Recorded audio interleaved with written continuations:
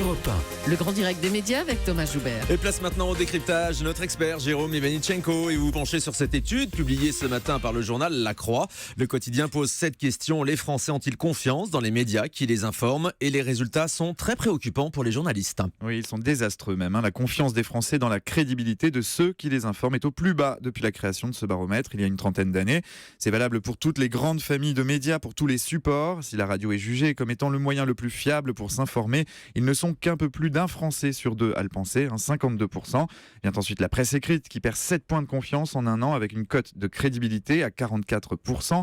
Le mal est encore plus profond pour la télévision dont les informations sont jugées fiables par seulement 41% des Français contre 50% encore l'année dernière. Enfin, Internet ferme la marche dans le cœur des sondés. Ils sont seulement 1 sur 4 à juger que les infos qu'on y trouve sont crédibles. Alors la cause de ce désamour profond réside d'abord dans une forme de déconnexion entre les journalistes et ceux qui les écoutent ou qui les lisent. Plusieurs sujets sont cités à titre d'exemple, le braquage de Kim Kardashian, le débat autour du Burkini ou la présidentielle américaine, des sujets qui ont obsédé les médias mais qui n'intéressaient pas autant les Français. À l'opposé, ils jugent qu'on a trop peu parlé de la pédophilie dans l'église ou de la conférence pour l'environnement de Marrakech. Ce désaveu, il tient aussi à la manière de percevoir celles et ceux qui transmettent l'information.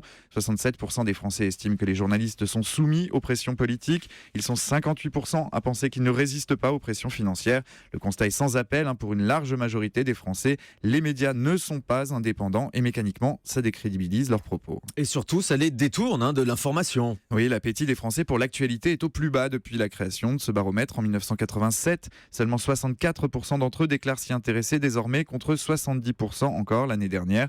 Et c'est d'autant plus vrai chez les jeunes. Une baisse de l'appétit pour l'info qui intervient étrangement à une période charnière pour la vie démocratique. On pense à la perspective de l'élection présidentielle. Ce n'est peut-être pas, et ça n'est pas le seul paradoxe révélé par cette étude. En termes d'usage, Internet représente la première source d'information pour un quart des Français, et ce, malgré leur défiance vis-à-vis des informations qui y circulent, et notamment sur les réseaux sociaux. À une période où la désinformation est une pratique qui se répand de plus en plus, à l'heure où des sites Internet partisans prennent les allures de sites d'infos pour véhiculer une propagande, au moment où l'on s'inquiète d'une montée des populismes, où on l'a vu autour des débats qui ont conduit au Brexit, ou encore avec l'élection de Donald Trump. Cette étude sonne comme un rappel à l'ordre. Les journalistes ont une mission urgente, restaurer la confiance. Ça passe d'abord par un exercice nécessaire d'autocritique. Et puis ce qui nous ravit quand même, on va le rappeler, c'est que la radio reste le média le plus crédible selon vous. Donc continuez de nous faire confiance, continuez de faire confiance à la rédaction d'Europe 1 pour vous informer chaque jour. On le voit, une désaffection des médias, une désaffection des journalistes, mais la radio reste le média le plus crédible. Merci beaucoup Jérôme Ivanichenko. Restez avec nous sur Europe 1. Dans un instant, nous serons en direct avec Mireille Dumas qui nous propose un chouette documentaire ce soir sur France 3. Et puis le journal des médias sera le reste de l'actu dans un instant avec Guillaume Janton. À tout de suite.